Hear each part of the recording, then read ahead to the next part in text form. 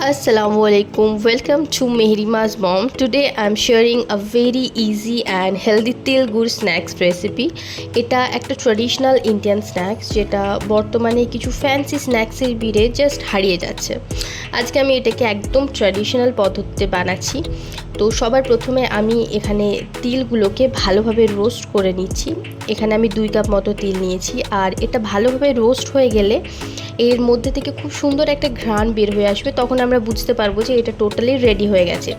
তার মধ্যে এটাকে অন্য একটা পাত্রে রেখে দিয়ে ঠিক একই কড়াইতে 1.5 কাপ মতো গুড় দিয়ে, পরিমাণটা আশা করছি বুঝতে পেরেছো, একটু ফুটে উঠলেই ভেজে রাখা তিলগুলো দিয়ে দেবো। 2-3 মিনিট নাড়িয়ে একটা পাত্রে একটু পানির মধ্যে দিয়ে দেখবো যে এটা কতটা রেডি হয়েছে। যখন একটু টান মতো ভাব চলে আসবে বা একটা গোল শেপের মধ্যে চলে আসবে, তখন এটাকে নামিয়ে নেবো।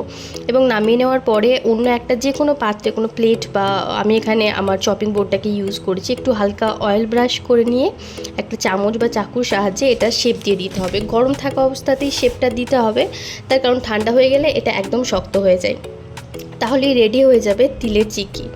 এটা আয়রন আর ক্যালসিয়ামে ভরপুর, শুধুমাত্র স্বাদে নয়, স্বাস্থ্যগত দিক থেকেও সমৃদ্ধ। রেসিপিটা বাড়িতে ট্রাই করো এবং এনজয় করো authentic traditional flavour. Subscribe my channel for more videos. আর এই ভিডিওটা তোমাদের কেমন লেগেছে অবশ্যই জানিও এবং একটা লাইক করে দিও। Thanks for watching.